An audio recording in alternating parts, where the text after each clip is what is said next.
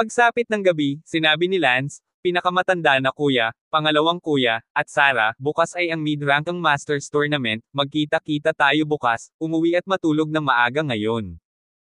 Manam. Si. Ay. Uuwi. Sina Mason at Simon, o ng guwak. Makitang. Oo. Oko. O moko ako. Napakatapang ng kanilang mga nakatatandang kapatid ngayon, ay bigla ding naging kumpiyansa. Mikay. Oh. Siyempre.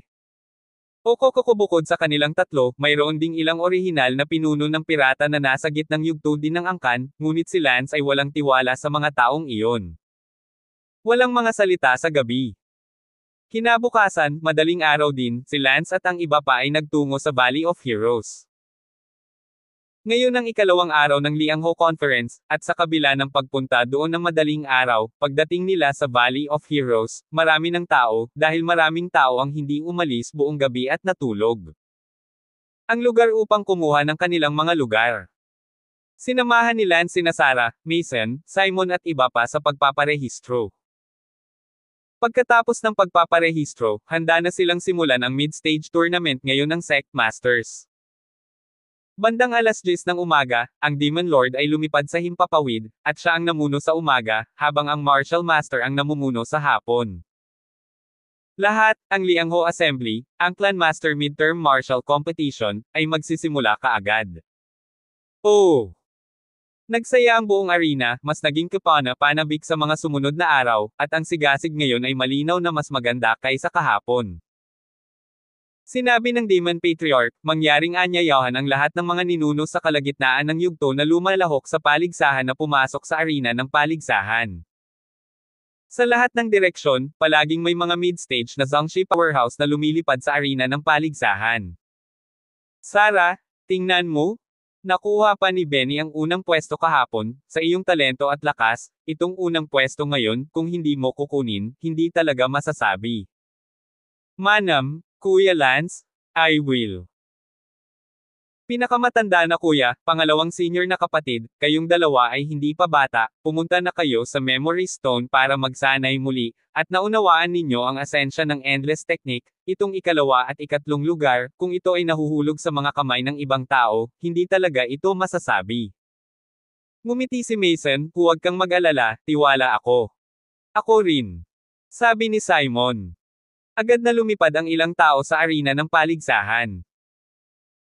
Humalaklak si Lance, kahapon, ang Endless Gate ay nakabalot sa nangungunang 10, ngayon, kung ang Endless Gate ay nabalot muli sa nangungunang 3, thirst, ito ay magiging kahanga-hanga, ang Endless Gate ay napakahigpit, hindi ito maaaring walang apoy. Si Lance ay lubos na nagtitiwala kay Sarah, si Sarah ay si Lance mula sa isang mahinang oras upang linangin, sinabi ng master ni Sarah ay hindi isang pagmamalabas. Sinabi ni Malong, ang kalaban ng torneo ng Mid-Stage Clan Masters ay hindi rin gaanong simple, hindi banggitin ang iba pa, ang Demon Cult's White Impermanence, na paborito ng manalo ng championship, ay ang Demon Cult side, ang bilang. Isang pinakamalakas na Mid-Stage Clan Master, dating nasa ilalim ko. Sinabi ni Lance, hindi bale kung ano ang White Impermanence, Black Impermanence, naniniwala akong mapatay siya ni Sarah sa ilang segundo. Oh! Tumawa lang si Malong, sa katunayan, mas may tiwala si Malong sa napakatanyag na White Impermanence ng Demon Sect na iyon, pagkatapos ng lahat, ito ay minsan sa ilalim niya, alam na alam ni mo ang lakas ng White Impermanence, habang ang lakas ni Sarah, si Malong. Hindi pa ito nakita noon. Sinabi rin ng asawa ng guro ni Lance, ang matuwid na alyansa, si Lady Yuna ng Yanshan School, sa tingin ko ay isa rin siyang malaking banta, noong siya at ako ay nasa parehong antas, hindi man lang ako katapat para sa kanya, ngunit hindi siya nagkaroon ng mga pagkakataong katulad ko, kaya nasa gitna pa rin siya ng clan, sa tingin ko si Yuna ang magiging pinakamalakas na kalaban ni Sarah. Sa tingin ko White Impermanence ang isa. Si Yuna ang isa.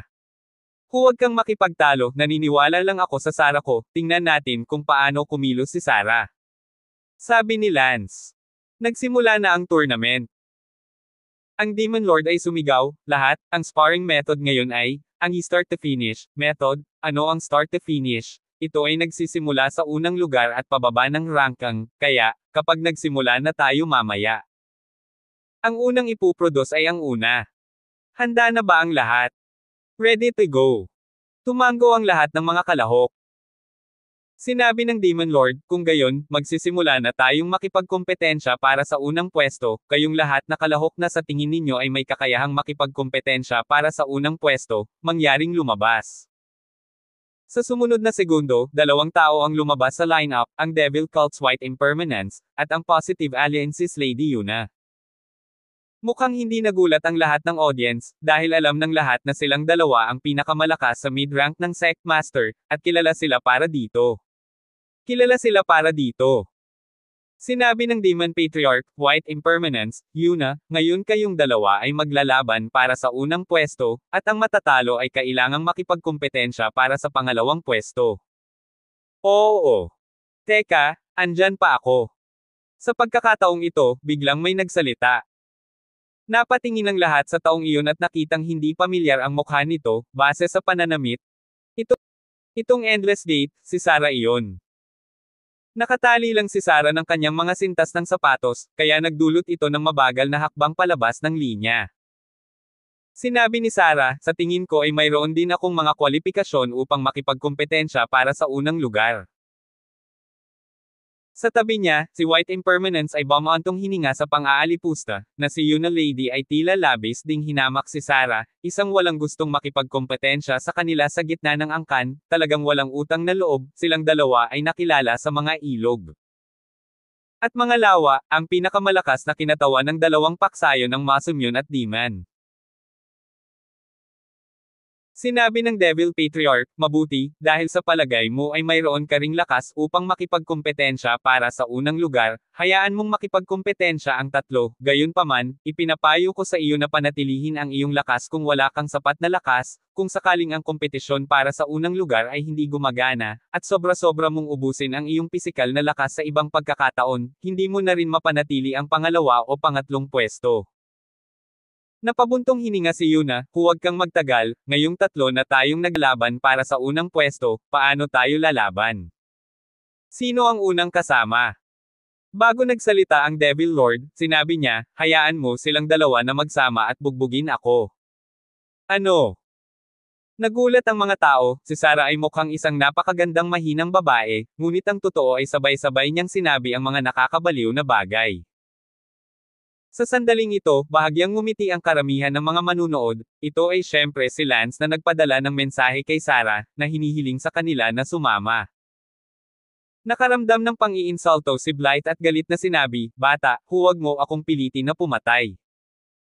Nagalit din si Yuna, hinayaan kitang magkaroon ng isang kamay baka hindi mo ako kalaban, maglakas loob kang magsalita. Kung talagang ayaw niyong dalawa na magsama, then one at a time, sino ang mauuna? Gagawin ko. Pagkasabi ni Yuna, bigla niyang pinatay si Sarah gamit ang isang espada. Dang. Swoosh!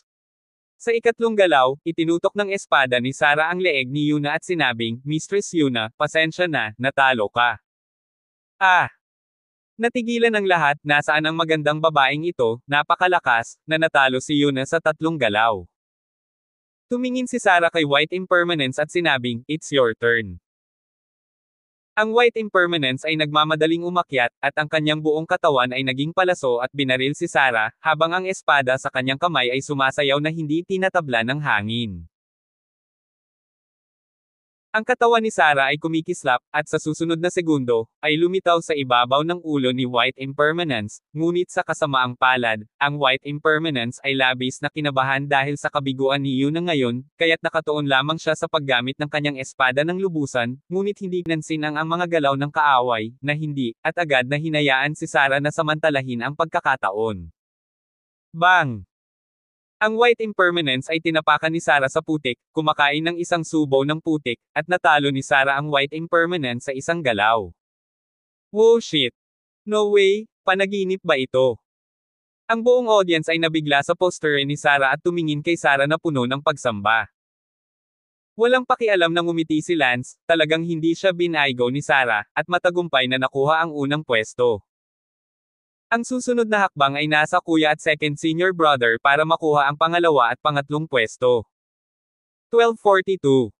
Isinilang ang unang lugar, ano ang pangalan mo? Walang katapusang gate, Sarah. Congratulations to Sarah for winning the first place in the middle of the Ancestor Realm tournament. The second and third place will follow. The second and third place is definitely be by Woan and Yuna. You two get ready. The Devil Patriarch sabi. Teka. Sa sandaling ito, isang sigaw. Tumalo ng malaking kapatid ni Lance at sumigaw, sandali, sa palagay ko ay kwalipikado na rin akong makipagkompetensya para sa pangalawang pwesto. Ikaw, muli, mula sa walang katapusang gate. Oo. Bang! Sinipa ng kuya ni Lance si Yuna sa hangin. Sa ngayon, natalo na ni Mason ang White Impermanence at Yuna ayon sa pagkakabanggit, bagaman hindi kasing bilis ni Sarah, ngunit wala pang 5 minuto para kumonekta at talunin sila. Pinag-uusapan ito ng buong Valley of Heroes, akala ko ang pangalawang lugar ay tiyak na White Impermanence at Yuna, ngunit hindi ko inaasahan na ang pangalawang lugar ay aalisin ng Endless Gate, ang Endless Gate ay masyadong pervert. Lubhang nanlumo sina White Impermanence at Yuna.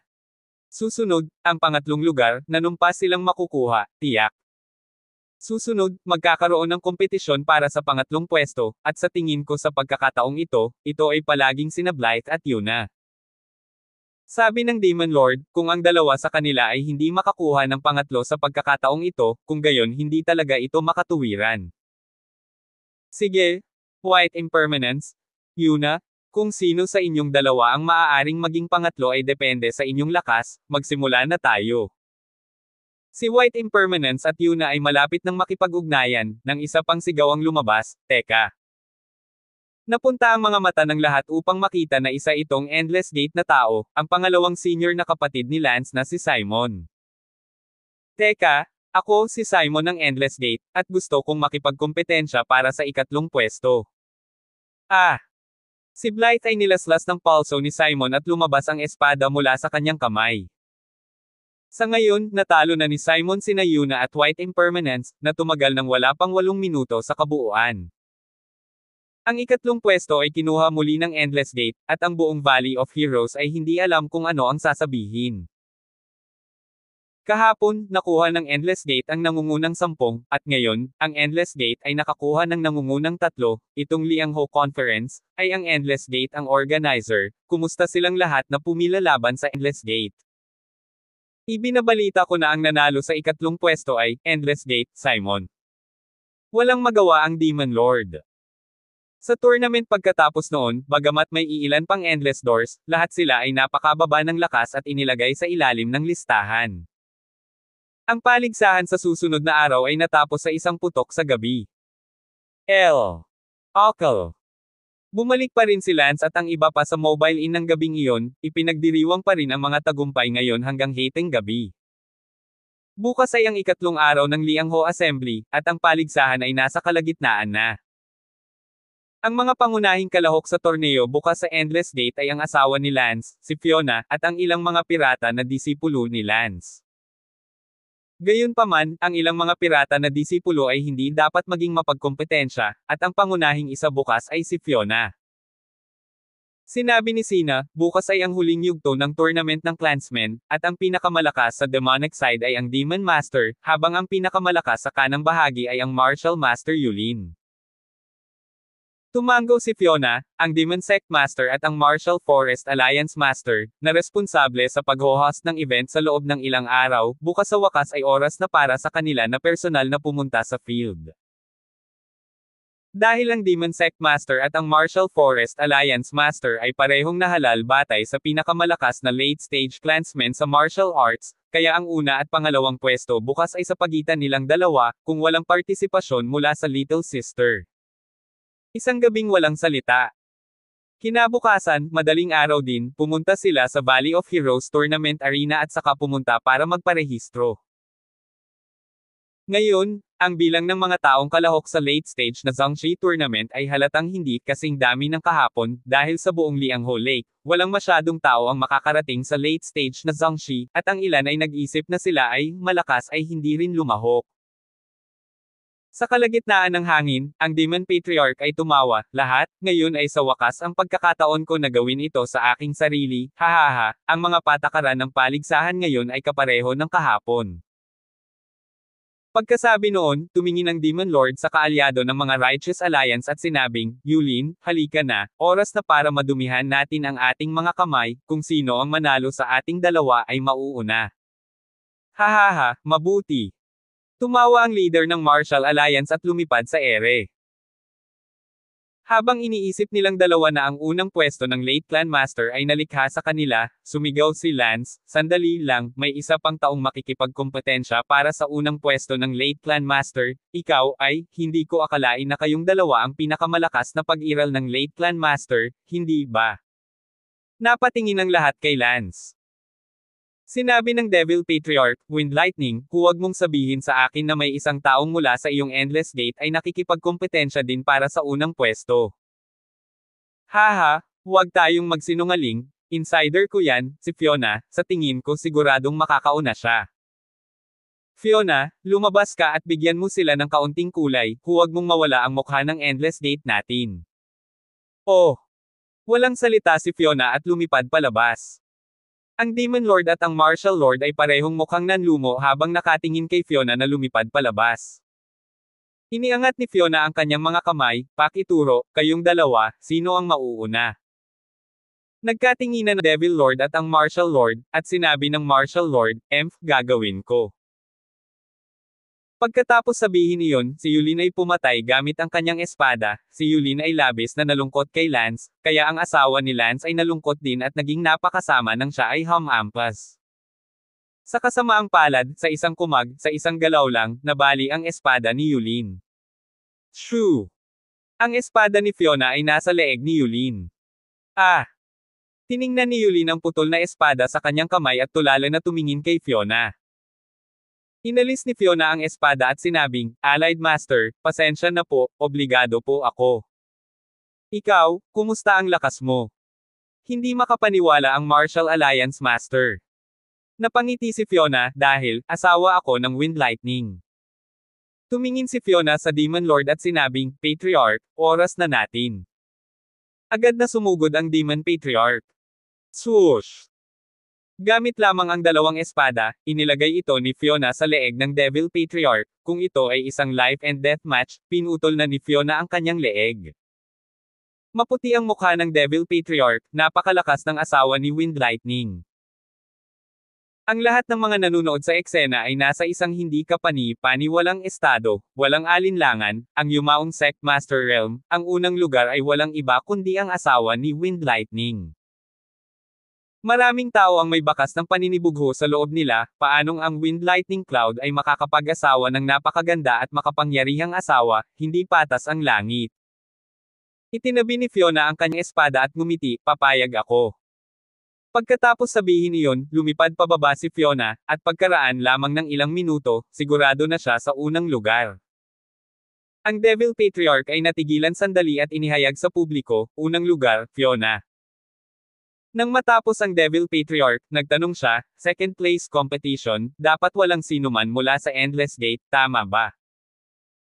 Matagal bago walang nagsalita sa harap ng Demon Lord at ang Martial Lord, na parehong nalulumbay, ay nagsimulang lumaban ng galit na galit. Dang-dang! Mabangis na nag-away ang dalawa at mukhang magkapantay ang lakas, gayunpaman, habang mas mabangis ang kanilang laban, mas lalo silang nanlumo sa loob, dahil ipinakita nito na wala sa kanila ang mas mahusay kaysa sa isa, at natalo sila. Sa isang galaw sa harap ni Fiona, habang lumalaban sila sa isang mahirap na laban. 12:43. Sa wakas, pagkatapos ng 20 minuto ng pakikipaglaban, ang Demon Lord ay nanalo sa isang makitid na margin. Bumantong hininga sa galit ang Martial Lord at ibinaba ang kanyang espada at lumakad palayo, habang si Fiona ang pinagkukumpere noon, parang ang kanyang 20 minuto ay isang nakakahiyang 20 minuto. Natapos na naman ang ikatlong araw ng Liangho Conference. Bukas, sa ika-4 na araw, ito ang magiging tunggalian ng pinakamalakas sa antas ng pagiging perpekto ng mga angkan. Sa wakas, bukas ay si Lance na ang lumitaw, matagal nang hinihintay ni Lance ang araw na ito. Sa kasalukuyang lakas ni Lance, sa totoo lang, ito ay talagang isang pambubuli. Nang ipagdiwang ang Fiona na nanalo sa unang pwesto no gabing iyon, sinabi ni Lance, bukas ay oras na nating ipakita ang ating kakayahan, hahaha, matagal ko nang hinihintay ang araw na ito. Bukas mauna na ako, si Sina ay pangalawa, ang Uncle Free ay pangatlo, Liang Old Blood, ikaw ay makakakuha ng pang-apat, pagkatapos ng lahat, ikaw din ay isang napakatandang master na kumpleto, at ikaw ay nagsasanay sa Endless Gate sa loob ng 2 buwan partikular na. Tumango si Liang Old Blood, okay, I'll try my best. Kinaumagahan, hindi na makapaghintay si Lance at ang iba pa na tumungo sa Valley of Heroes. Ngayon, ang kapaligiran ay makabuluhang mas mainit kaysa sa nakaraang 3 araw, at ang Liangho Conference, mas kapanabik ito sa mga huling araw, habang ang mga taong nakikipagkompetensya sa isa't isa ay naging mas malakas. Ancestor Perfection Level, sa mata ng maraming tao na parang ang araw, sa bawat sekta, iyon ay isang dibisyong antas, isang pag-iral na maaabot lamang ng isang matandang lalaki na hindi bababa sa 70 taong gulang, kaya ang paligsahan ngayon ay isang paligsahan ng malakas na antas ng Ancestor Perfection, gaano kasabik ang mga manunood. Hindi lang iyon, ang pinakamabigat sa mga heavyweight ay magniningning din sa laban ngayon, ang tinaguri ang pinakamabigat sa mga heavyweight, syempre, ay ang Clan Master Perfection. Sa nakaraang 3 araw, hindi nagpakita ang Grandmaster, maliban sa unang araw nang lumitaw ang Golden Wind ng New Mountain School, ngunit ngayon, lahat sila ay lalabas, kabilang ang sikat na Boneless. Matandang lalaki, matandang Rufus Wang. Bandang 9 AM, dahan-daang lumipad ang isang maputlang matandang lalaki mula sa malayong kalangitan. Ancestor Zion ng Flag Mountain Sect, dumating na si Senior Layden. Wow! Tumangala ang lahat sa 2 matandang lumilipad sa langit, hindi kilala ang sumigaw, marahil ay may mga audience na magkakilala, o mula sa Flag Mountain School. Pagkaraan ng ilang minuto, dumating na ang ninuno ng Soup Mountain School, Yuan Wolf, at Elder Dorian. Papa! Nagpalakpakan ang lahat. Ilang minuto pa ang lumipas. Dumating ang ninuno ng Liangshan School, by Zenzi, Hidong Ziang, at Nameless Old Ghost. Papa! Ancestor of the Mountain Slab Sect, Old Man Rufus Wang, Elder Yulin ay dumating. Sa oras na ito, ang eksena ay sumigaw na yumanig sa buong arena, dahil ang katanyagan ni Rufus Wang ay mahusay, ito ang matuwid na alyansa, ang tanging pag-iral na maaaring makipagkompetensya sa walang buto na matandang lalaki ng Demon Sect, at ang mga tagapakinig ay lahat ay naiiba nang lumitaw ang isang mas sikat na figure. Dumating na ang ninuno ng Divine Dragon Sect, si Leroy, Senior Wilma. Hindi nagtagal, lumipad papasok ang 2 pang matandang lalaki, at agad silang nakilala ni Lance bilang ang 2 ninuno ng Divine Dragon Sect na nakita niya noong nakaraan, ang isa ay Old Witch Wilma, at ang isa, na orihinal na pinangalanang Leroy. Lumipad sina Leroy at Wilma ng Divine Dragon School sa harap ng arena ng torneo, kung saan nakaset up ang isang hilera ng mga upuan, at ang ilang mga ninuno na kalalabas lang ay nakaupo na. Lumapit sina Leroy at Wilma kay Rufus Wang at ngumiti, Brother Wang, sa isang kisap mata, 30 taon na ang lumipas. Oh, Leroy? Wilma? Nandito na kayo. Bahagyang ngumiti si Rufus Wang, na naging tugon kina Leroy at Wang. Bati ni Yang. Pagkalipas ng 30 taon, sigurado akong ang lakas ni Kuya Wang ay kayang durugan ang Boneless. Sabi ng matandang bruha na si Wilma. Bahagyang itinikom ni Rufus Wang ang kanyang mga labi, at pinandilatan ni Leroy ang matandang bruha na si Wilma, na para bang ang mga salitang iyon ay hindi dapat binibigkas ng walang kaparirikon. Kuya Wang, pasensya na, tuwid ang bibig ng senior kong kapatid. Walang masama, lahat tayo ay magkakilala sa buong buhay natin, kaya marahil ito na ang huling pagkikita natin. Sabi ni Rufus Wang. Oo, baka ito na ang huling pagkakataon. Bumantong hininga si Divine Dragon Sect Leroy, gaano man kalakas si Rufus Wang, ganoon pa rin ito, ang deadline ay malapit ng mamatay. Kuya Leroy, maupo ka. Mabuti. Umupo si Leroy ng Divine Dragon Sect sa upuan sa tabi ni Rufus Wang. Sinabi ni Rufus Wang, kahit na hindi kayo nakarating sa paligsahan 2 araw na ang nakakaraan, malamang na narinig ninyo ang tungkol dito. Ang ibig mong sabihin ay ang Endless Gate na nag-splash 2 days ago. Leroy daw. Napabuntong hininga si Rufus Wang, may mga mahuhusay na tao sa mga bundok at ilog, ang henerasyon ay mas malakas kaysa sa henerasyon, tayo ay matanda na, natural na may mga mas batang henerasyon na lilito, ang mundo ay hindi magtatago dahil sa kung sino ang nawala, sayang, biglang pakiramdam mo ay nagmamadali lang tayong dumaan sa mundong ito, gaano man kalakas, sa huli tayo ay magiging isang dumaraan. Nagtanong si Leroy ng Divine Dragon Sect, bakit ganoon ang damdamin ni Kuya Rufang? Napangiti si Rufus Wang, papalapit na ang wakas, ang mga tao ay namamatay, na hindi magkakaroon ng kaunting damdamin, kung maaari, walang sino man ang magnanais na umalis sa mundong ito. Napabuntong hininga din si Leroy. Sa oras na ito, may isa pang malakas na sigaw, dumating na ang matandang lalaki ng New Mountain School, Blue Third Nun, at Senior Golden Walter. Pagkatapos nito, dumating ang ilan pang mga ninuno mula sa demonic territory. Makalipas ang halos kalahating oras. Dumating na ang Demon Sect General Altar, Elder Boneless, Bonnie, One Eye, at ang 4 na dakilang Evil Elder. 7 o 8 tao ang bumaba mula sa Demon Cult's General Altar. Nang makita ni Rufus Wang ang kanyang dating karibal na si Boneless na paparating, tumayo siya at tiningnan siya ng singkit na mga mata.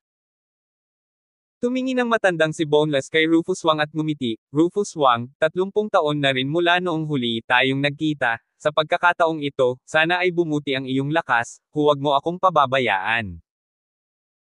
Ngumuso si Rufus Wang, walang buto, akala ko namatay ka na kapag tapos na ang oras mo, hindi ko akalain na makakasali ka pa ulit sa Liang Ho Conference, well, sa wakas, hindi ako nagbiyahe ng walang kabuluhan.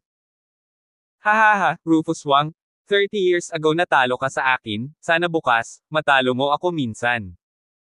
Talagang gagawin. Si Rufus Wang ay puno ng kumpiyansa.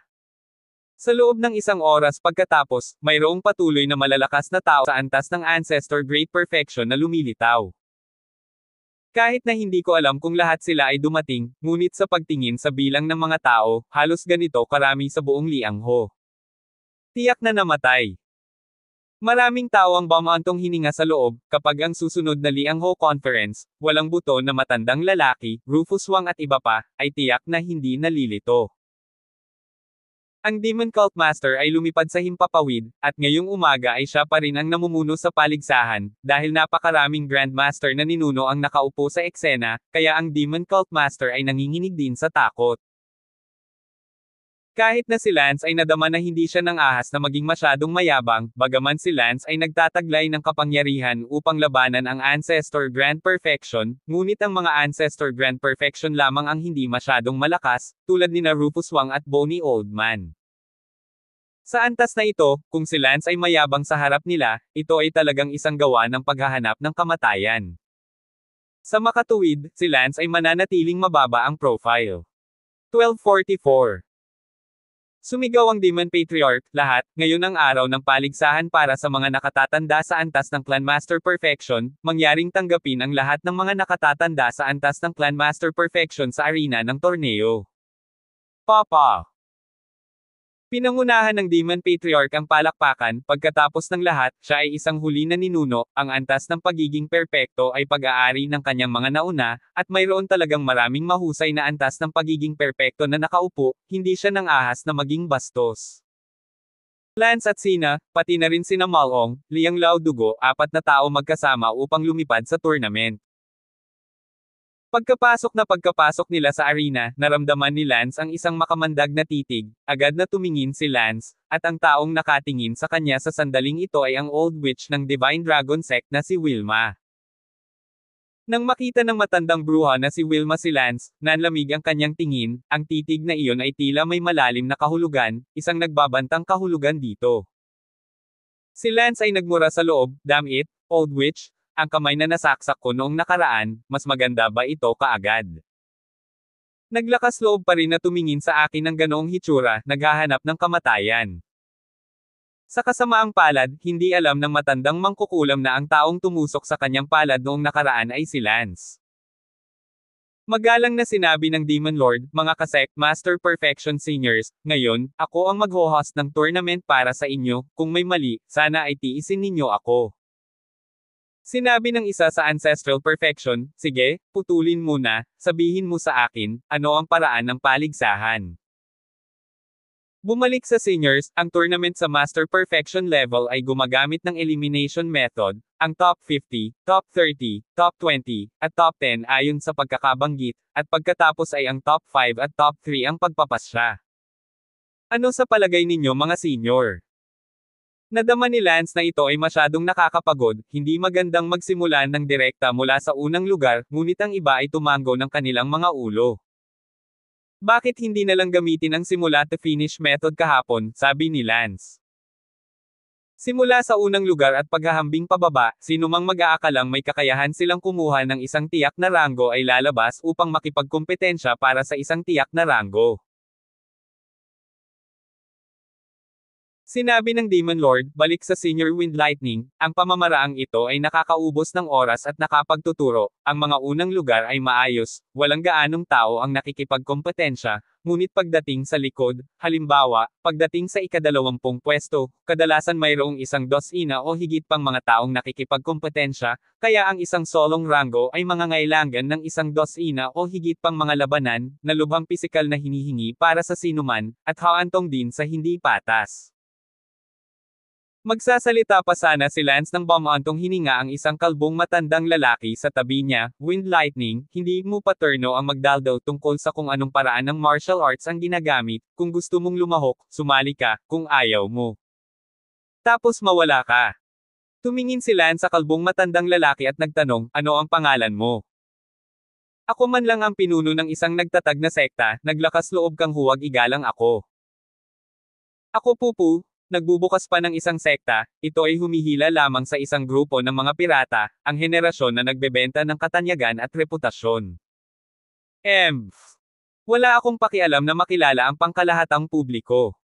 Tumigil si Lance sa pakikipagtalo sa kalbong iyon. Gayunpaman, ang kalbong iyon ay nabalisa at ngumisi, Wind Lightning, sino ang tinatawag mong ordinaryong tao? May ideya ka ba kung sino ako? Hindi ko alam, hindi interesadong malaman. Ako ay. Sa sandaling iyon, isang marilag na boses ang sumabad sa kalbo, sige, itigil mo na ang pakikipagtalo, at bilasan mo ang sparring. Ang nagsalita ay, nakakagulat, ang walang buto na matandang lalaki. Oo. Lahat ng kalahok ng Sect Master Perfection ay tumango, at ang kalbo na lalaki ay hindi nang ahas na magsabi ng kahit ano, at tinitigan lamang si Lance. Sinabi ng Demon Lord, sa ibaba, para sa nangungunang 50 laban sa eliminasyon, mangyaring hilingin sa lahat ng mga nakatatanda sa antas ng pagiging perpekto na tumayo sa bilog sa gitna ng paligsahan, lahat sila ay umaatake sa isa't isa. I strike, I blast ang sa tingin mo ay mas mahina sa labas ng bilog, at tandaan, palaging atakihin ang sa tingin mo ay mas mahina, dahil mababawasan nito ang iyong pisikal na pagsisikap, ngunit syempre, kung sapat kang malakas, kalimutan ang sinabi ko. Si Lance at lahat ng iba pang Ancestral Perfectionist ay nakatayo sa bilog sa arena ng paligsahan. Lahat ng Ancestor Perfection na sumali sa tournament, sina Lance at Sina ang mukhang pinakabata, si Sina ay magaling mag-alaga sa sarili, plus ang galing ng talent niya noong bata pa siya, kaya kahit nasa 70 na siya. Taong gulang, siya ay mukhang isang ordinaryong tao, nasa edad 30s. Si Lance, sa kabilang banda, ay mukhang isang 5 o 6 na taong gulang na kabataan, kaya silang dalawa, sina Lance at Sina, ay nakatayo sa gitna ng isang grupo ng matatandang tao, partikular na nakakasilaw. Sa sandaling ito, sa podium ng Valley of Heroes, ang walang buto na matandang lalaki ay nagtanong, sino ang dalawang mukhang kabataang iyon? Lalo na ang pinakabatang binata. Sabi ng isang katabi niya, hindi ako sigurado, narinig ko na ang napakabata na iyon, gumawa siya ng sarili niyang sekta, sa isang isla sa ibang bansa, at sa kompetisyon ilang araw na ang nakalipas, ang kanyang sekta ang nakakuha ng lahat ng unang pwesto. Sa oras na ito, sinabi ni Leroy ng Divine Dragon Sect na narinig niya at sinabi, Bonnie Sr., ang taong ito ay disipulo ng aking Divine Dragon Sect, ngunit dahil sa ilang kadahilanan, umalis siya sa Divine Dragon Sect. Ang pangalan niya ay Lance, at ang babaeng iyon ay asawa ng kanyang guro, si Sina. Sa kasalukuyan, si Lance ay nasa edad 50, at ang asawa ng kanyang guro ay nasa edad na 70. Nagulat si Old Man Bonefree, 50 taong gulang pa lamang, nakapasok na siya sa Master Perfection, ang kinabukasan ng anak na ito ay hindi mailarawan sa isip, tiyak na siya ay isang bagong henerasyon ng talento ng Liang Ho, sayang, ito ay eksaktong naaayon sa kasabihan, isa. Henerasyon ay mas malakas kaysa sa iba. Nang marinig ng walang buto na matandang lalaki na si Lance ay nasa edad 50 pa lamang, hindi niya maiwasang mapabuntong hininga, kahit na siya na ngayon ang pinakamalakas na Grand Perfection, kinailangan niyang humanga kay Lance. Tumuntong sa kasakdalan sa edad na 50. Sa podium, ang natitirang bahagi ng Sect Master Great Perfection ay nakatutok din kay Lance. Nagsimula na ang Top 50 Elimination Tournament, at inatake ng lahat ang isa na itinuturing ang kanyang sarili na mas mahina kaysa sa kanila. Ang kalbong lalaki na nakipag-away kay Lance kanina ay agad na itinoon ang tingin kay Lance. Ngumuso si Lance, "Kalbo, sa tingin mo ba ay mas mahina ako sa iyo? Kukunin mo ba ako?" Sabi ng kalbo, "Tama, Wendy, hindi mo naman siguro kilala kung sino ako. Dahil gusto mong sabihin sa akin kung sino ka kaya masama, mabuti, gusto kong marinig kung sino ka."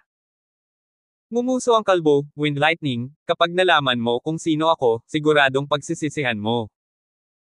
Naiinip na sinabi ni Lance, "Ituloy mo ang pagbibiro, babarilan kita hanggang mamatay." "Wind Lightning, ang aking master ay ang Bony Old Man, ako ay malalim sa tunay na legacy ng Bony Old Man, at sa buong Liang Ho, ako ay nasa top 5 sa kumpletong ranggo ng master, ngayon, natatakot ka ba?" Ah! Nagulat si Lance, ang kalbong ito ay talagang disipulo ng walang buto na matandang lalaki. "Hahaha, ano kaya?" Nanlamig ang tingin ng kalbo at sinabing, "Wind Lightning, sisiguraduhin kung hindi ka aabot sa 50. Pagkatapos sabihin iyon, ang kalbong lalaki ay pumatay kay Lance. Thunderbolt Palm. Dumating ang kalbo sa harap ni Lance na may palad. Agad na umiwas si Lance, hindi lumaban si Lance, umiwas lang siya, kung hindi, mapapalabas siya ni Lance sa bilog sa isang galaw, gayunpaman, siya ay pagkatapos ng lahat ng isang disipulo ni Bony Old Man, kung gagawin niya, hindi man lang makapasok sa top 50, hindi maganda para sa mukha ng Bony Old Man na mapahiya at makahanap ng gulo kay Lance, kaya hindi naging agresibo si Lance sa kanya pansamantala. 12:45. Gayunpaman, hindi nagalit si Lance, ngunit hindi ito pinahalagahan ng mga tao. Nang makita ni Baldy na hindi lang niya mahawakan ang damit ni Lance, lalo nitong pinukaw ang kanyang galit. Siya ay isang disipulo ng walang buto na matandang lalaki, ngunit hindi niya mahawakan ang damit ni Lance, hindi ba ito isang kahihiyan sa kanyang Panginoon, kaya lumabas ang kalbo na may mas malakas na lakas. Ilaw ng kulog. Buzzing. Ang palad na ipinalakpak ng kalbong lalaki ay gumawa ng tunog na pumutok sa hangin. Gayunpaman, hindi pa rin ito mahawakan ang mga damit ni Lance. Nagbabala si Lance, "Bald guy, huwag mo ba akong guluhin, kung hindi dahil sa katotohanan na ang iyong Panginoon ay isang walang buto na matandang lalaki, pinalabas ka na sana ng kwarto, pasensya na ako. Ngayon, alang-alang sa matandang walang buto kaya hindi kita pinaalis, kung hindi, sisiguraduhin kung hindi ka papasok sa top 50. Pero mas lalo pang nagalit ang kalbo, hindi man lang ginalaw ang damit niya paano naman siya papayag? Ah! Umuungol sa galit ang kalbo, pagkatapos umungol, biglang namula ang mga mata ng kalbo, pagkatapos, ang katawan ng kalbong lalaki ay nagbuga ng pula sa buong katawan, sobrang nakakapansin. Ito ang signature martial skill ng Bony Old Man, marami sa mga nakatatandang henerasyon ang nakakaalam nito, at walang gaanong tao sa mga ilog at lawa na maaaring labanan ang martial skill na ito. Ang lahat ng mga manunood ay naaakit sa nakakatakot na pulang pabango ng kalbong lalaki, at imposibleng hindi tumayo. Sa podium, biglang sumigaw ang isang matandang lalaki na isang Grandmaster, "Tingnan mo, hindi ba iyon ang pangalawang disipulo ng matandang walang buto, si Ironhead?" Gumagnap siya ng Blood and Bone Divine Skill ng ang matandang walang buto. Heavens! Ito talaga ang Blood Bone Divine Technique. Ang Blood Bone Divine Technique na ito ay ang definitive mastery ng Bonefree Old Man. Ang Bonefree Old Man ay kayang maging napakalakas salamat sa Blood Bone Divine Technique na ito, ang kanyang pangalawang alagad na Ironhead. Bakit ngayon pa lang siya nagsimulang magsagawa ng ganitong uri ng banal na kasanayan? Pagkatapos sabihin iyon, sa podium, lahat ng magagaling na perfectionist ay tumingin sa bony old man. Naturally, nakita na ito ng walang buto na matandang lalaki, pagkatapos ng lahat, na ang dugo at buto ng banal na kapangyarihan ay nilikha niya, at ang ambon ng dugo ay napakalinaw. At sa arena ng torneo, maingat na pinagmamasdan ni Lance ang kalbong lalaki, naramdaman ni Lance na ang kalbong lalaking ito ay tila gagawa ng isang desperadong martial art, at sa katunayan, sa sandaling nakita ni Lance ang ambon ng dugo na nagmumula sa kanyang katawan. Maaari niyang hulaan na ito ay talagang isang napakalakas na martial art. Gayunpaman, hindi alam ni Lance na ang ipinapakita ng kalbong ito ay ang habang buhay na kasanayan ng walang buto na matandang lalaki. Sa sandaling ito, ang mga mata ng buong madla ay nakatuon kay Lance at sa kalbong lalaki, lahat ay gustong malaman kung si Lance ay kaya pa bang tumayo sa harap ng walang buto na panghabang buhay na karunungan ng matandang lalaki, hindi na ito labanan sa pagitan ni Lance at ng kalbong lalaki, ito ay isang labanan sa pagitan ni Lance at ng walang buto na matandang panghabang buhay na karunungan. Walang kapantay na nanlumos si Lance at sinabing, "Baldy, binabalaan kita sa huling pagkakataon, huwag mo akong guluhin. Kung ginugulo mo ako, wala akong pakialam kung kanino ka alagad." Gayunpaman, hindi man lang nakinig si Baldy sa payo ni Lance, ang alam lang ni Baldy ay hindi man lang niya mahawakan ang mga damit ni Lance, kaya nakakahiya, nangako siyang pasabugan si Lance. Root of Bloodbone. Sigaw ng kalbong lalaki, ang Bloodbone Divine Skill ay ginanap, at bigla na lang, ang buong katawan niya ay naglabas ng mas maraming dugo, na parang may dugo sa kanyang katawan, na lumabas mula sa kanyang mga butas ng balat. Ito ay isang martial skill na nagkakahalaga ng dugo, ang martial skill na ito ay napakalakas, ngunit ang resulta nito, magiging mahusay din ito. Sa totoo lang, ang lifeblood hiding ni Lance ay may ilang pagkakatulad dito, at ang katotohanan na ang walang buto na matandang nakagawa ng martial skill na ito ay talagang malakas. Sa ilalim ng pagtitipon ng atensyon ng lahat, ang katawan ng kalbo na lalaki ay nagbagong anyo sa isang madugong after-image, na tumatalon patungo kay Lance. Pakiramdam ni Lance, umaagos ang dugo sa kanyang mukha. Ang lahat ng mga manunood ay kinakabahan na nanunood, ang lahat ay nag-isip na si Lance ay tiyak na hindi mapipigilan ang panghabang buhay na karunungan ng walang buto na matandang lalaki, pagkatapos ng lahat, ang walang buto na matandang lalaki ay masyadong sikat. Gayunpaman, sa susunod na sandali, bago makapag-react ang sinuman, nakita nilang gumalaw ang katawan ni Lance at hinawakan ang kalbong lalaki sa leeg. Kasabay nito, galit na sinigaw ni Lance ang kalbong lalaki, "Huwag mo akong pilitin, titiisin ko ito ng paulit-ulit, ngunit para lang sa mukha ng iyong amo, anumang desperado mong galaw ay basura sa harapan. Sa akin, naiintindihan mo ba?" Sinakal ni Lance ang kalbo sa kanyang ulo, ang mga salita ay sinabi lamang sa kalbo, ngunit narinig sila ng buong audience. Sinabi ni Lance na ang martial skill na ginawa ni Bald Guy ay basura sa harap ni Lance. Nang marinig iyon, lahat ay hindi namamalayan na tumingin sa walang buto na matandang lalaki. Medyo hindi natural ang mukha ng bony old man, ang kanyang anak ay nagsagawa ng kanyang mastery at bilang isang resulta, sinabi ni Lance na ito ay basura sa kanyang harapan, lahat ay tila nakatingin sa reaksyon ng bony old man. Talagang hindi alam ni Lance na ito na ang panghabang buhay na karunungan ng walang buto na matandang lalaki, kung hindi ay hindi talaga sasabihin ni Lance na lahat ng ito ay basura sa kanyang harapan, akala ni Lance ay isang masamang kung fu ang kalbong iyon. Natutunan ng tao sa isang lugar. Natahimik ang audience ng ilang 10 segundo. Ang kalbong lalaki ay sinasakal ni Lance, hindi makahinga at nagpupumigla sa mga kamay ni Lance.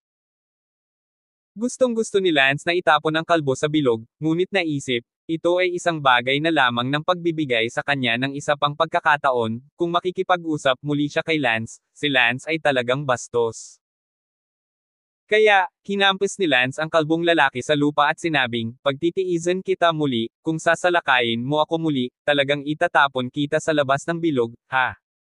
Galit na ngumuso si Lance. At sa kanya lang namalayan na nakatingin na pala sa kanya ang buong audience. Walang ideya si Lance kung ano ang naranasan niya at inisip na ito ay isang ordinaryong bagay lamang. Siyempre, kung ang Bloodbone Divine Skill na iyon ay hindi panghabang buhay na kasanayan ng walang buto na matandang lalaki, ito ay talagang isang napaka-ordinaryong bagay. Lumapit sa kalbong lalaki ang isa pang itim na balbas na matandang lalaki at sinabing, "Kuya, ano bang nangyayari sa iyo? Ikaw, bakit ngayon mo lang ginagamit ang Bloodbone Divine Technique at, sige, kalimutan mo na." May balbas na matandang lalaki na tumingin kay Lance. Si Lance ay nakaupo sa isang sulok ng bilog at pumikit. Si Lance ay hindi aatake ng iba, siya ay nakaupo lamang doon at nag-cultivate. Kung sino man ang maglalakas loob na hawakan siya, si Lance ay gagawin. Ipaalam sa kanya kung gaano siya kalakas. Ang matandang lalaki na may itim na balbas ay tumingin kay Lance at sinabi sa kanyang puso, ang wind lightning na ito ay talagang karapat-dapat sa kanyang pangalan. Inilapat ng aking nakababatang kapatid na lalaki ang panghabang buhay na karunungan ng aking Panginoon, at madali niyang sinira ito.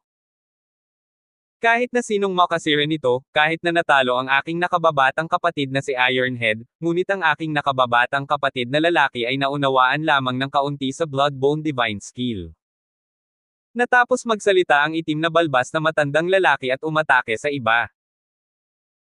Para naman kay Lance, nakaupo sa sulok ng bilog, walang nang ahas na hawakan siya, ngayon lang si Lance ay martial arts, nakita din ng lahat na ang dalawang disipulo ng walang buto na matandang lalaki ay walang laban, nahihipo kay Lance sa pagkakataong ito. 12:46 Sa podium, tumawa si Old Man Rufus Wang ng Yanshan School, walang buto, tingnan mo, ang iyong panghabang buhay na kasanayan, ang Blood and Bone Divine Technique, ay mukhang hindi napakahusay, ginamit ng iyong pangalawang disipulo ang iyong kahusayan at madaling natalo, at tinawag pa niya itong basura, hahaha, hindi ko alam kung ano ang iniisip mo, Boneless. Nabaluktot ang mukha ng matandang si Boneless, ito nga ay isang bagay na lubhang nakakahiya sa kanya. Pamantong hininga si Boneless, ang pangalawang alagad ko, para sa Bloodbone Divine Skill ko, ito ay hindi hihigit sa isang sketchy na pangunawa, ito ay wala. Kung tungkol sa pagiging basura ng wind lightning na iyon, ito ay isang hindi pagkakaunawaan, sigurado ako na ang wind lightning ay know that it's my lifelong mastery, otherwise hindi ako maniniwala na maglalakas loob siyang manligaw. Tumawa si Wang Rofang, ito ay tiyak na dahil hindi niya alam na ang iyong panghabang buhay na karunungan ang nagsasabi ng lahat ng ito, Boneless, aminin mo lang, ang iyong ipinagmamalaki na dugo at bone divine skill ay walang iba kundi iyon sa mata ng mga susunod na henerasyon ng mga henyo. Namula ang mukha ng walang buto na matandang lalaki, at agad niyang ginawa ang sound transmission technique, nagpadala ng mensahe sa kanyang pinakamatandang disipulo. Sa sandaling ito, sa arena ng torneo, ang mga tainga ng itim na balbas na matandang iyon ay agad na narinig ang boses ng kanyang amo, Zoron, ang hanggal na iyon, Ironhead, ay nagpahiya sa aking Bloodbone Divine Skill, dapat mong walang awa na talunin ang Wind Lightning na iyon at hayaan siyang alam mo kung gaano kalakas ang Bloodbone Divine Skill ko. Oo, Guro, gagawin ko. Mangyaring huwag magalit sa kanya. Shidi wala siyang malalim na pangunawa sa Bloodbone Divine Kung Fu, at ang Wind Lightning na iyon ay hindi isang generalist noong una. 10 labanan, tiyak na bubuhayin ko ang prestihiyo ng Bloodbone Divine Kung Fu, at hayaang makita ni Wind Lightning kung maglakas loob pa rin siyang sampain ang basura. Sinabi ng walang buto na matandang lalaki, at hindi lamang Wind Light Cloud, kundi pati na rin ang tunay na disipulo ni Rufus Wang, si Walter, matatalo mo rin siya ng walang awa upang makita kung maglakas loob pa rin siyang kutsain ako. Guro, kinukutsa ka ba ni Rufus Wang dahil sa nangyari sa aking lunyar na kapatid, kasuklam-suklam, mabuti, huwag kang mag-alala master, tiyak na matatalo ko si Walter ng walang awa. Sa sandaling ito, sa arena ng torneo, isa pang tao ang nakatanggap din ng transmission, ito ay ang transmission ni Rufus Wang. Ching Wind, ano ang nararamdaman mo sa taong ito, Wind Lightning? Ang itim na balbas na matandang iyon na tinatawag na Walter ay nagsabi, Guro, hindi ko pa rin nakikita sa ngayon, itong Wind Lightning, bagamat bata pa, ngunit hindi isang ordinaryong henerasyon sa lakas ay sinira niya ang pangalawang disipulo ng Bone. Malaya, dapat ay napakalakas niya, isang napakalakas na kalaban. Bueno, gaano man siya kalakas, dapat mong talunin siya, ngunit mas matanda ka ng maraming taon kaysa sa iba. Isa pa, ang pangunahing kalaban mo ay ang pinakamatandang alagad ni Bonnie, si Zoron, hindi mo dapat masyadong gugulin ang iyong lakas ngayon, ang huling showdown sa kanya ang pinakamahalagang bagay. Gusto kong manalo ka sa unang pwesto sa Ancestor Perfection Level Martial Competition. Guro, gagawin ko. Sabi ni Walter ng buong kumpiyansa. Nagsimula ang isang lihim na paligsahan. Si Old Man Boneless at Wang Rofang ay nakikipagkompetensya, ang kani-kanilang mga disipulo, natural, ay nakikipagkompetensya din, at syempre, may iba pang mga powerhouses sa antas ng pagiging perpekto bukod sa kani-kanilang mga disipulo. Sa sandaling ito, si Wilma ng Divine Dragon Sect ay lihim ding nagpadala ng mensahe sa isang lalaking may itim na balbas sa arena ng paligsahan.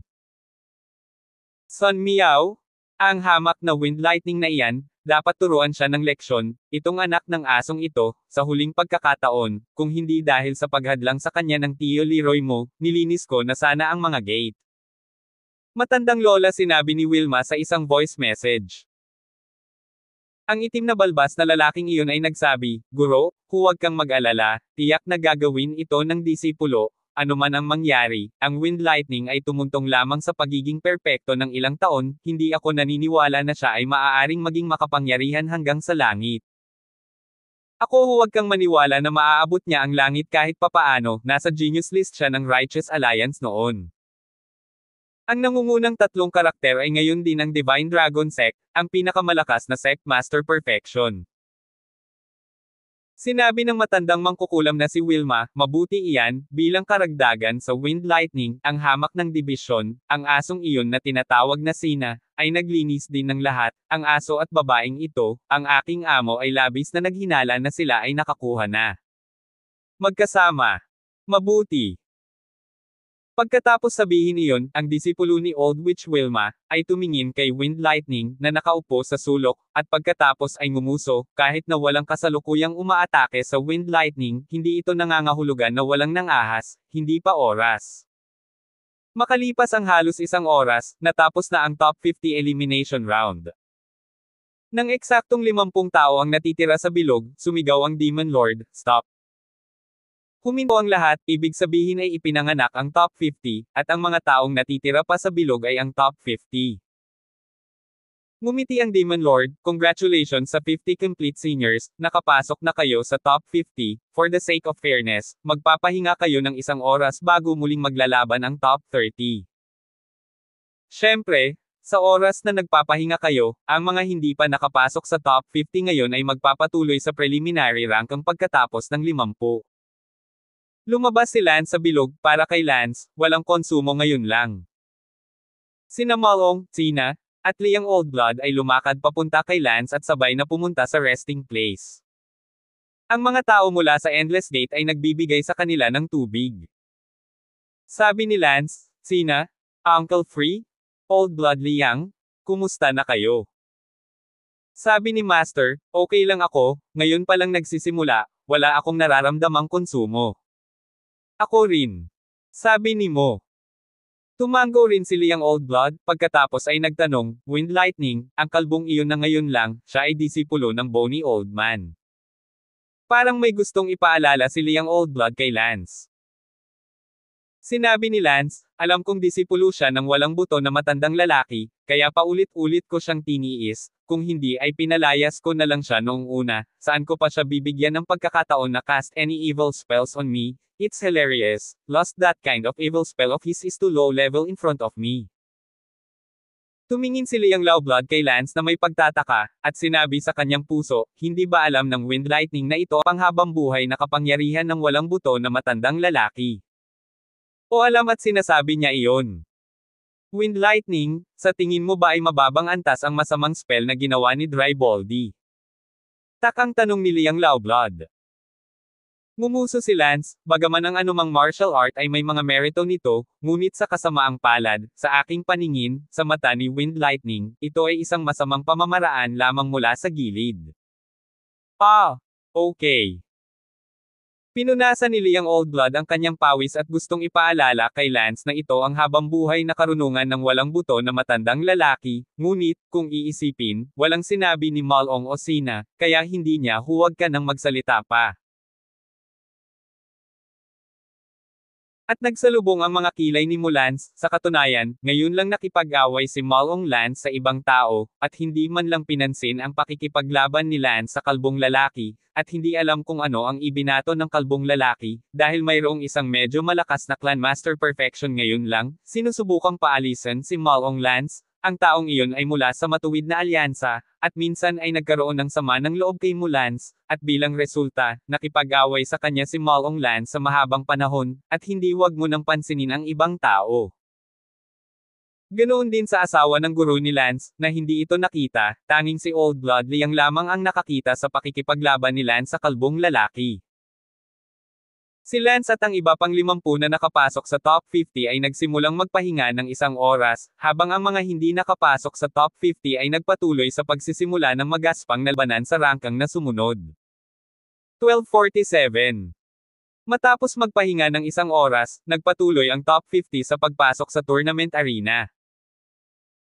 Pagkatapos nito, ang 30 malalakas at 20 malalakas ay walang nagawa, at walang sino man ang lumapit kay Lance na nakaupo sa bilog, kaya pumasok si Lance sa 20 malakas na halos hindi nasaktan.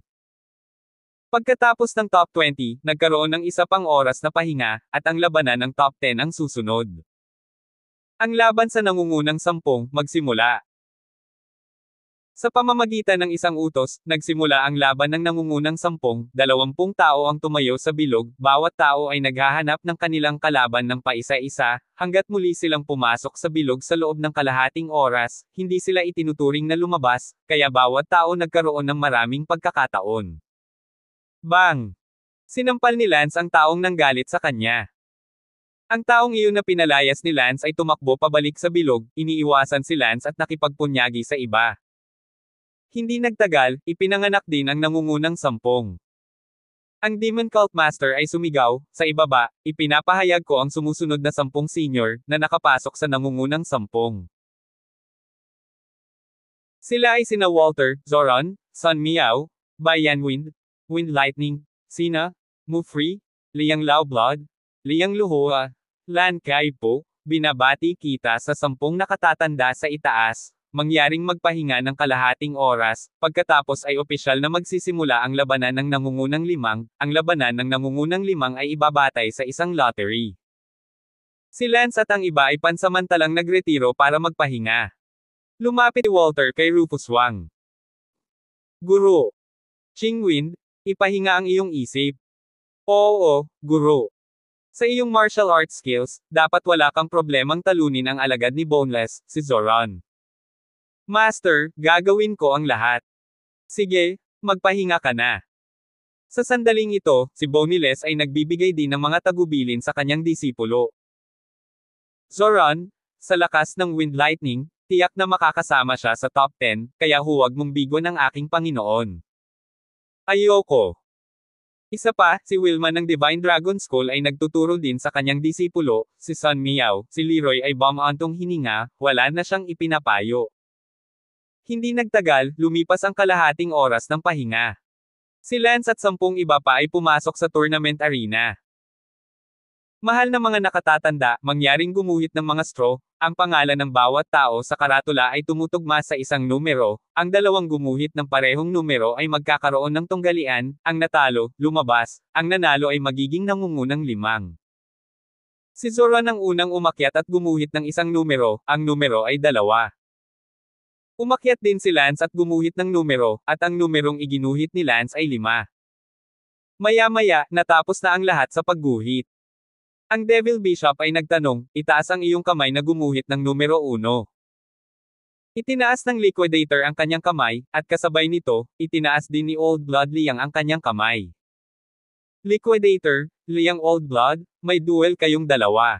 Oh! Tumango si Liang Old Blood, pagkatapos ay tumingin kay Lance.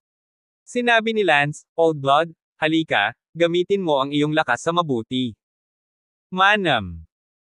Tumango si Liang Old Blood, tila wala siyang ganong kumpiyansa, hindi niya inaasahan na napaka-atres pala ng kanyang kapalaran, na iginuhit ang tunay na disipulo ni Rufus Wang. Simulan. Sa arena ng paligsahan, si Liang Lao Blood ay pumunta dito kasama ang Liquidator. Swoosh swoosh. Pagkatapos ng tatlong hagod, ang puting balbas ni Liang Oldblood ay bumagsak at ang espada ni Qing Liquidator ay nakatutok sa kanyang leeg. Matatalo ba ang Oldblood sa disipulo ni Rufus Wang sa tatlong stroke? Og! Bumantong hininga si Oldblood, bago binalak ni Lance na ang apat na tao mula sa Endless Gate, sa antas ng Ancestor Perfection, ay magtatapos sa nangungunang apat, ngunit bilang resulta, si Liang Oldblood ang unang nakaligtaan. Marka! Pag-clear sa top 5, natalo si Liang Oldblood. Sa susunod na laban, itaas ang iyong kamay na gumuhit ng number 2. Si Zhou na gumuhit ng number 2. Nagtaas ng kamay si Peak. Si Zoran ay isang disipulo ng walang buto na matandang lalaki, isang napakalakas na tao. Isang matandang may itim na balbas na hindi niya kilala ang nagtaas ng kamay. Pagkatapos ng ilang galaw, natalo ni Zoran ang kalaban. Next match, itataas ng kamay ang gumuhit ng number 3. Itinaas ni Mo ang kanyang kamay, at ang isa pang babae ay nagtaas din ng kanyang kamay. Makalipas ang ilang minuto, natalo ni Mo ang kanyang kalaban.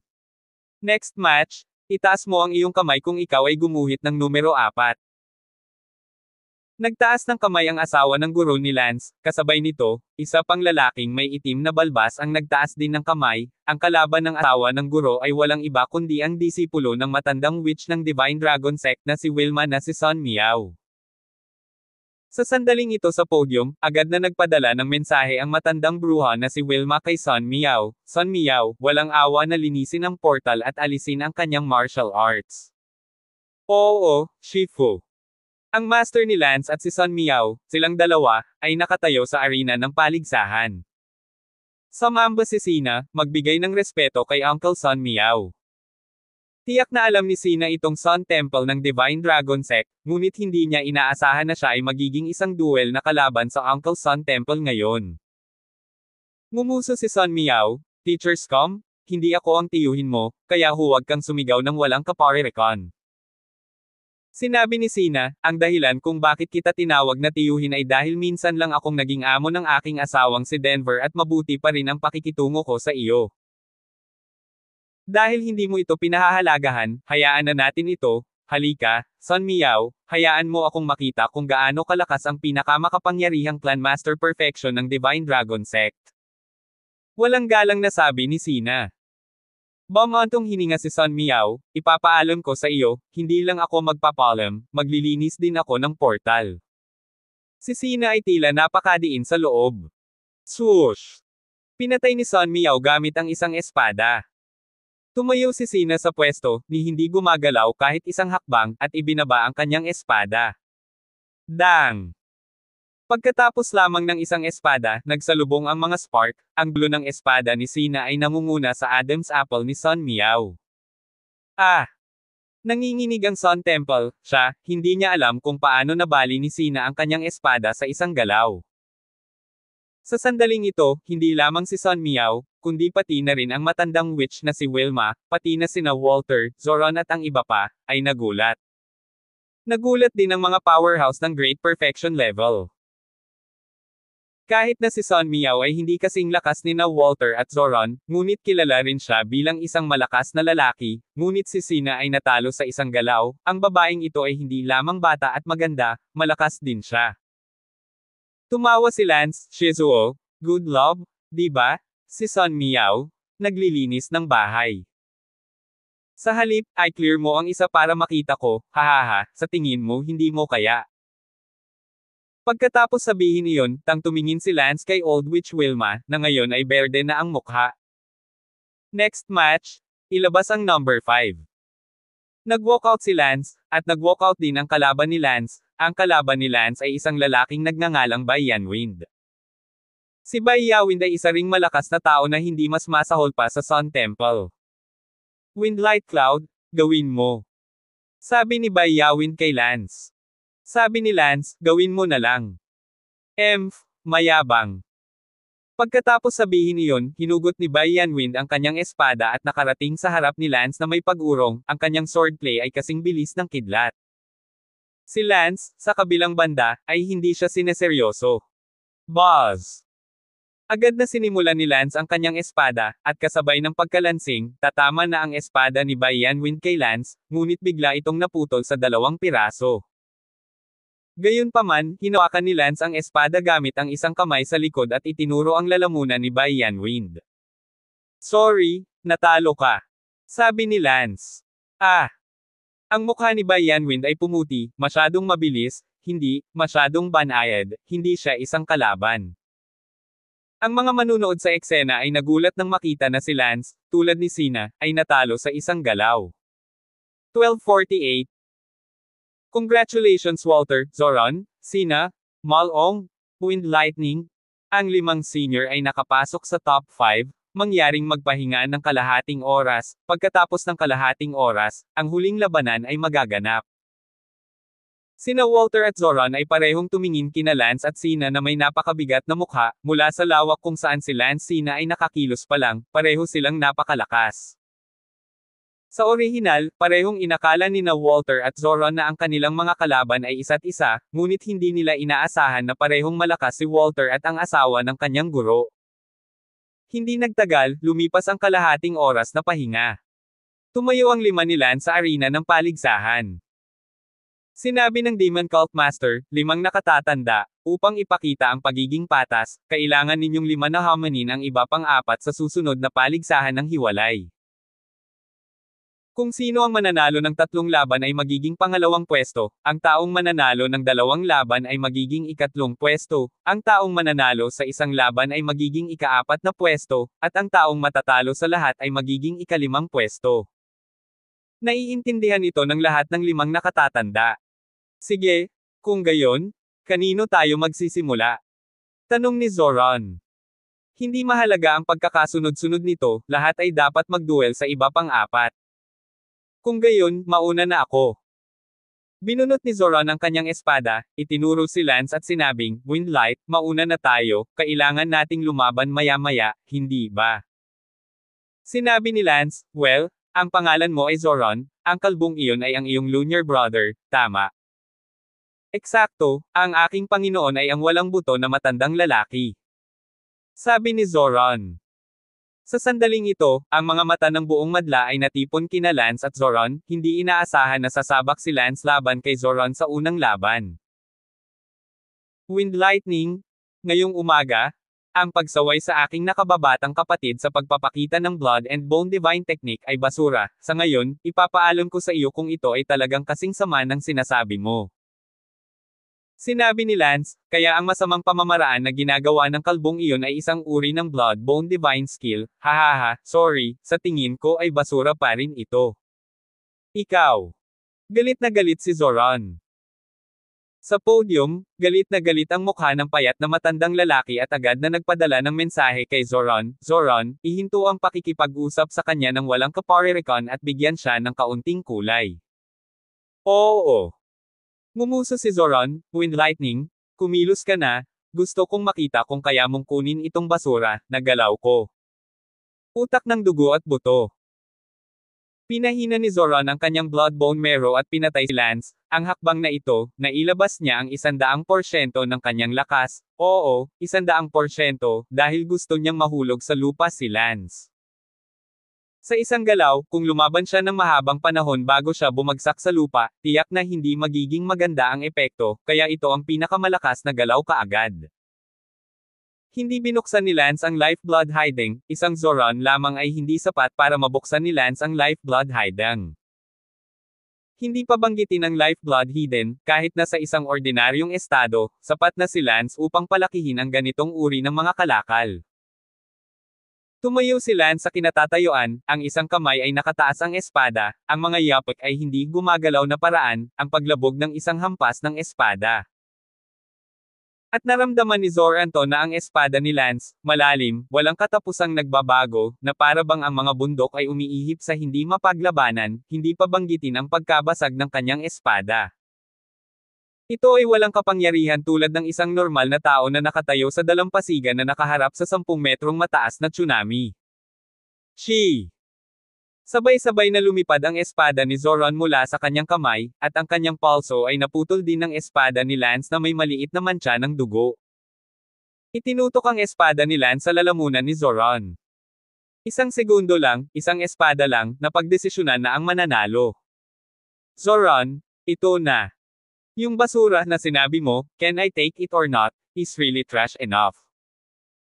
Maputi ang mukha ni Zoran, isang segundo ang nakalipas ay sinabi niyang puno ng panunuya, tingnan natin kung magagawa ni Lance ang hakbang na ito na tinawag niyang basura. Bilang resulta, isang suntok sa mukha, si Lance, hindi banggitin ang pagkuha nito, nabasag. Ito gamit ang isang espada. Nagulat ang buong Hio Valley audience. Sa isang segundo, nagkaroon ng maraming talakayan. Oh my God, is this for real? Bone-free old man's proudest big disciple surprisingly, in front of, not even a move worse than wind lightning. Kung ano ang ginawa ni Zoran, ngunit ang panghabang buhay na karunungan ni Bone-free Elder, nakakapagtaka, ito ay hindi kakayanin, kung ang pangalawang disipulo ni Bone-free ay kapanipaniwala pa rin sa umaga, ngunit ang Zoran na ito, ay ang ipinagmamalaking-malaking disipulo ng Bone-free Elder, at malalim na minana ng matanda na walang buto Sa podium, nang makita ng walang buto na matandang lalaki na mahina ang kanyang malaking disipulo, tumayo siya mula sa kanyang upuan at hindi makapaniwalang tumingin kay Lance. Maging si Rufus Wang ay wala sa mood na kulitin ang walang buto na matandang lalaki sa sandaling ito, dahil ang lakas na ipinakita ni Lance ay masyadong malakas, at natatakot ako, ang kanyang disipulong si Walter, ay maaaring hindi magkatugma. Sa arena ng torneo, mamantong hininga si Lance, tumingin kay Walter at sinabing, Walter, narinig ko na ikaw ang tunay na disipulo ni Senior Rufus Wang, tama ba? Eksakto. Halika, sana, hindi ako bigwan ng matandang disipulong si Rufus Wang. Napangiti si Walter, sa tingin ko ay hindi. Sa pagkakataong ito, si Lance ang unang umatake, at sa bawat pagkakataon, may ibang gustong gumawa ng unang hakbang. Agad ding kumilos si Walter. Buzz! Ang espada ni Walter ay nasa kalahati pa lang, at ang espada ni Lance ay nakatutok na sa kanyang lalamunan. Maputi ang mukha ni Walter, ito ay masyadong nakakahiya, dahil hindi siya pinayagan ni Lance na gumawa ng unang hakbang, talagang natalo siya bago pa man mabunot ang kanyang espada, ito ay masyadong lubusang pagkatalo. Itinuro ni Lance si Walter, ang espada ay nasa kalahati pa lang, ang iyong mga galaw ay tila napakabagal, kung ito ay isang life and death match, nasa lupa ka na ngayon, kailangan mo pa bang gumuhit? Your sword again. I can give you the chance, don't say that I didn't give you the chance to use your martial skill. Napakapangit ni Walter sa sandaling ito, siya ang pinakamalakas na eksperto sa pagkumpleto ng Zhangxi sa buong matuwid na alyansa, at bilang resulta, hindi man lang siya nagkaroon ng pagkakataong bunutin ang kanyang espada, ito ay masyadong nakakahiya para sa kanya, sa parehong oras, ipinakita rin ito na ang wind lightning ay masyadong malakas at napakalakas, hindi sa parehong antas. Sa podium, natigilan din si Rufus Wang. Hahaha. Tumawa ang walang buto na matandang lalaki at sinabing, Rufus Wang, nakikita ko na ang iyong tunay na disipulo ay walang iba kundi ito, ang aking disipulong si Zoran, kahit papaano, ay nakagawa ng isang espada, habang ang iyong disipulong si Walter, hindi man lang nagkaroon ng pagkakataong bunutin ang kanyang espada, hahaha. Napakapangit din ng mukha ni Rufus Wang, pinagtatawanan niya ang matandang walang buto noon, at ngayon ay pinagtatawanan na niya ito. Ngumuso si Rufus Wang, anong tinatawa-tawa mo, kalahati lang ng pusa, ang iyong alagad na si Zoran, na gumawa ng pinakamalakas na galaw ng iyong Bloodbone Divine Skill, ay sinira din ito gamit ang isang espada sa harap ng isang tao, sigurado, wind lightning. Hindi nagsinungaling, ang Bloodbone Divine Skill mo, basura talaga sa harap niya. Namula ang mukha ng matandang walang buto. Ang lakas ni Lance ay nagulat sa buong audience. Maging ang matandang witch na si Wilma ay sumugod sa punto ng hindi makapaniwala, ngunit habang naging mas malakas si Lance, mas gusto niyang maglinis ng bahay sa loob. Sa kabaligtaran, si Leroy, ay bumantong hininga sa loob, ang gayong talentadong tao ay orihinal na kinabukasan ng Divine Dragon Sect, ngunit ngayon siya ay pinatalsik mula sa sekta, nakakalungkot.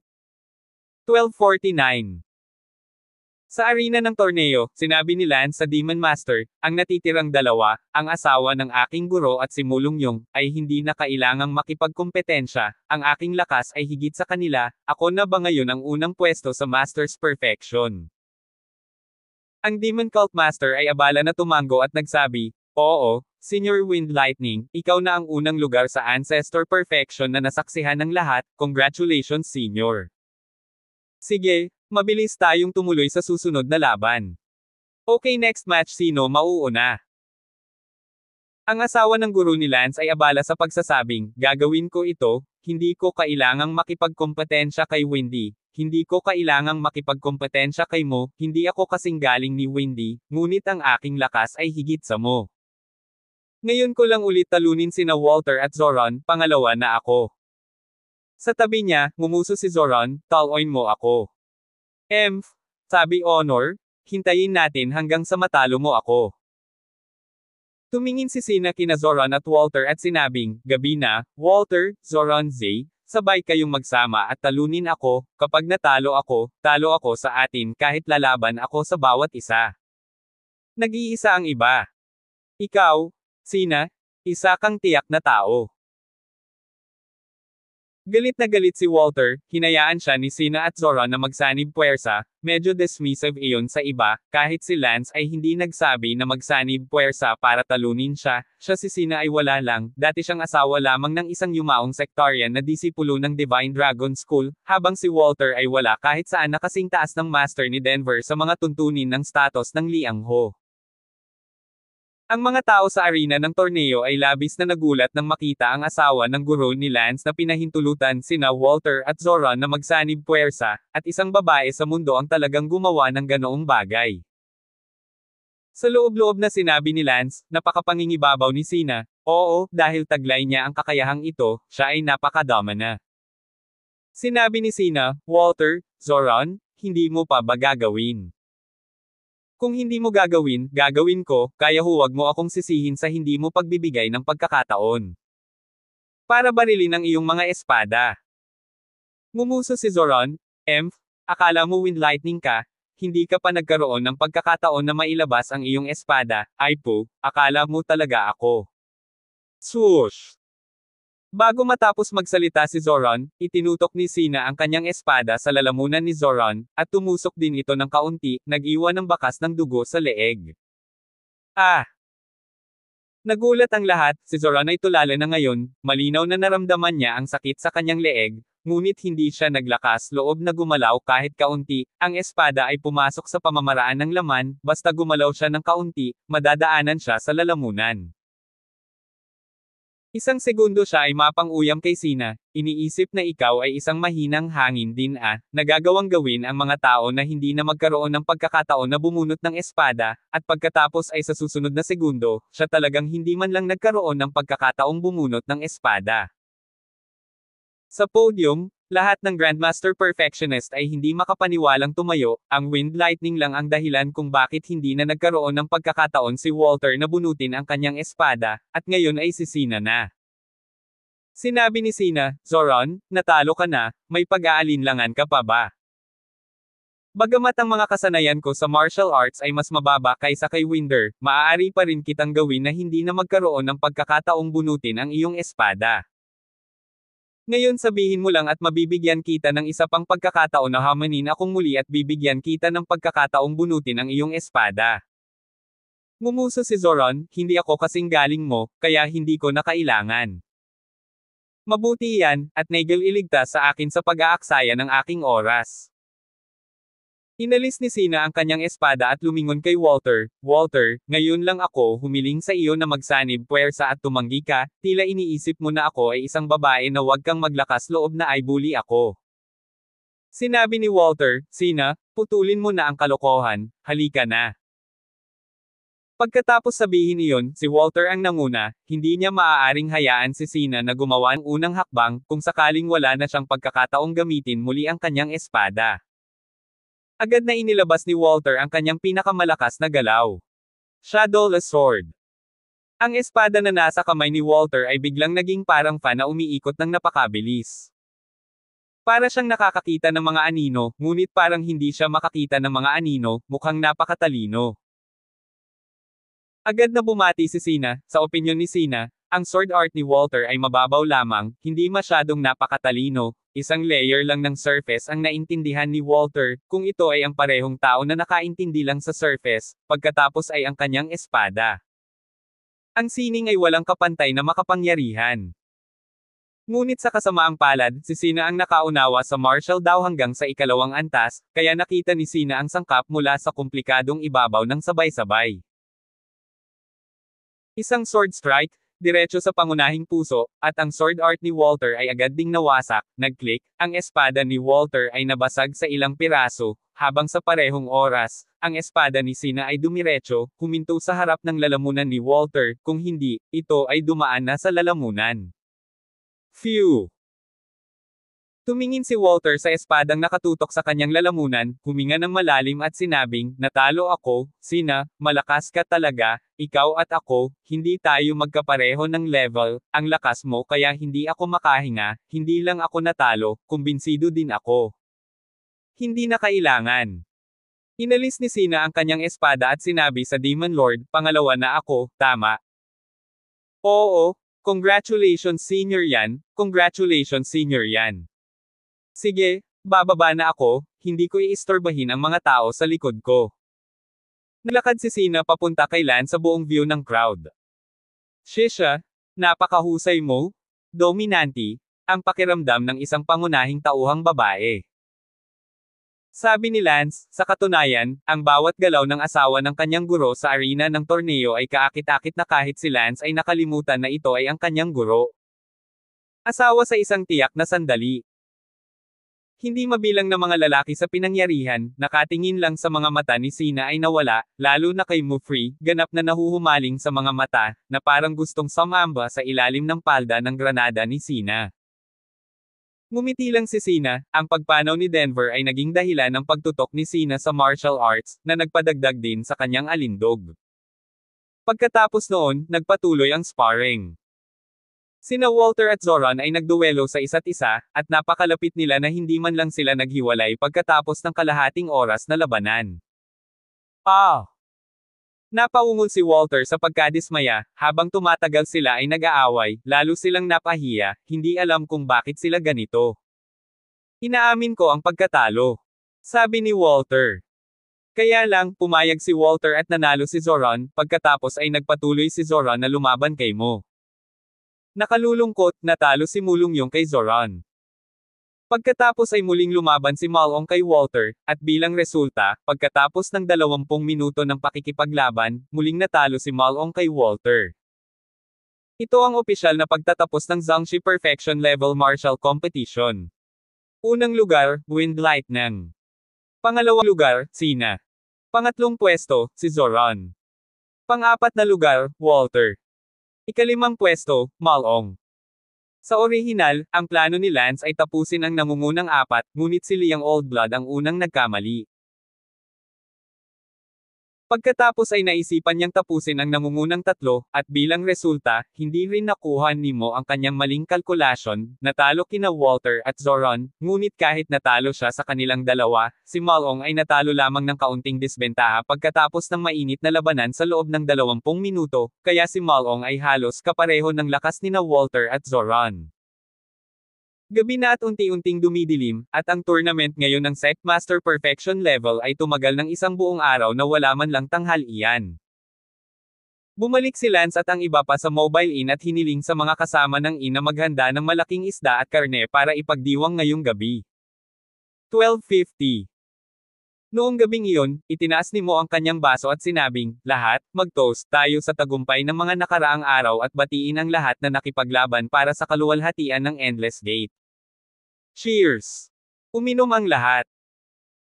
Sinabi ni Kuya Mason, sa puntong ito, ang ating Endless Gate, sa Liangho Conference na ito, ay natapos na lahat, ngunit bukas sa huling araw, ang Master Great Perfection Level Tournament, ngunit wala itong kinalaman sa ating Endless Gate. Sinabi ni Benny, kahit ayos lang, gawin natin. Kalokohan, ang matchup ng Grandmaster Grand Consummation level, syempre, ito ay dumarating lamang sa bawat 30 taon, gusto kong makita, sina Old Man Boneless at Old Man Rufus Wang, kung sino sila number 1. Nag-uusap ang lahat. Sa loob-loob na sinabi ni Lance, sino ang nagsabi na ang torneo bukas ay walang kinalaman sa Endless Gate? Ako? Windlight Cloud? Ay nalampasan na ang matandang bruha ng Divine Dragon Sect na si Wilma sa kapangyarihang labanan matapos buksan ang Lifeblood Hidden. Bukas, ako, I'll definitely go and have some fun. That old witch Wilma, nakita ko na siyang nagalit, ipapakita ko sa matandang bruha kung gaano ako kalakas, at yung matandang multo na tinatawag na Golden Windy, sinampal mo ako ng 2 beses, oras na para ibalik ko sa'yo, hahaha. Gayunpaman, mayroon lamang 25 segundo si Lance upang i-on ang Lifeblood Hiding, kaya limitado ang kakayahan ni Lance, hindi maaaring humani ni Lance ang napakalakas. Si Lance ay nasa antas lamang ng Ancestor Perfection, at ang kakayahang humanin ang antas ng Great Perfection ay sapat na upang humanga at sumamba sa hindi mabilang na mga tao. Pagsapit ng gabi, natapos na ng lahat ang kanilang mga selebrasyon, marahil ngayong gabi ang huling paglagi sa bayan ng Bayani, at pagkatapos nito bukas ng gabi, natural na maghiwa-hiwalay ang lahat. Si Lance ay natulog kasama ang kanyang asawang si Fiona sa kanyang mga bisig. Asawa, napakalakas mo ngayon. Sabi ni Fiona na nakabaon ang ulo sa dibdib ni Lance. Oo, napahanga mo lahat ngayon, at ang asawa ng teacher natin, na ikinagulat din ng lahat, sa pagkakataong iyon, pareho kayong bapo at maganda ng asawa ng teacher mo, lalo na ikaw, super lalaki. Hihihi. Sabi ni Lance na may mainit na ngiti, may mas lalaki pa, gusto mo bang subukan? Anong mas lalaki? Makikita mo sa 1 minuto. Gamulong si Lance at pinindot pababa. Makalipas ang 1 oras, sinabi ni Lance, sapat na ba ang lalaking iyon, Mrs. Nahihiyang sabi ni Fiona. Hahaha. Tumawa si Lance, pagkatapos ay hinawakan ang patag at makinis na daw ni Fiona, itong tiyan mo, kailan mo ito mauumbok? Ako. Si Fiona ay nagkasala nang ibinaba ang kanyang ulo at sinabing, hindi ako nakikipag-away, hindi pa ako naigal-ihi kahit makalipas ang halos 1 taon. Halika na, hindi naman sa sinisisi kita, tsaka, hindi naman talaga ganoon kadali para sa atin ang magbuntis ngayon gaya ng mga mahihinang ordinaryong tao, kapag mas malakas sila, mas mahina ang kanilang pagkamayabong. Ano ang gagawin? Hehe, subukan mo. Wag na. Lumipas ang gabi ng walang salita. Kinabukasan ng madaling araw, umalis si Lance at ang iba papatungo sa Valley of Heroes gaya ng nakagawian ng madaling araw, ang araw ng tunggalian ng mga dakilang Grandmaster level powerhouses, at ang pinakakapanabik na inaasahang araw ng Liangho Conference. Maagang umaga, lahat ng Grandmaster Great Perfections ay dumating sa eksena. Ngayon, si Martial Master Yulin ang namumuno sa tournament. Ikaw Yulin ay lumipad sa himpapawid at sumigaw, magandang umaga, lahat ng Ancestral Grandmaster Exart, ngayon ay ako ang mamumuno sa paligsahan. Pagpupulong dito, pag-uusapan ko muna ang tungkol sa mga tuntunin at paraan ng torneo. Para sa Liangho Assembly na ito, mayroong kabuoang 46 na Ancestor Grand Perfection Level Seniors na nagparehistro para sa tournament. Gagamitin natin ang zonal competition, paraan. Ang tinatawag na zonal competition ay nangangahulugan na hahatiin muna natin ang mga ranggo sa mga zona. 1 hanggang 5 ay magiging zone 1.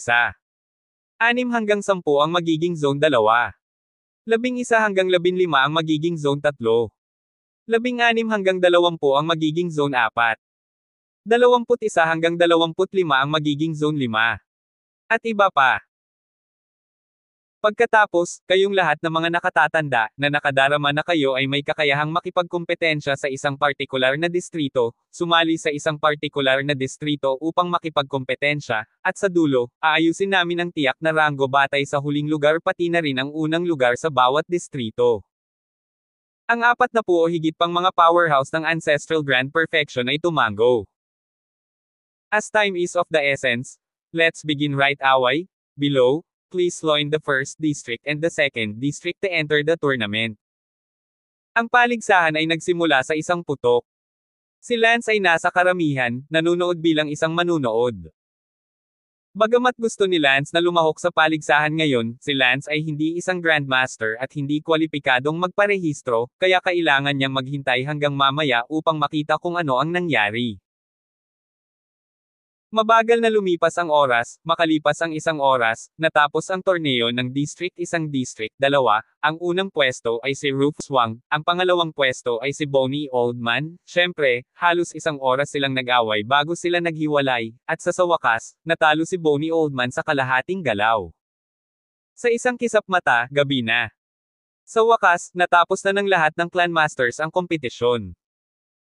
Si Leroy, ng Divine Dragon School, ay nanalo sa ika-11.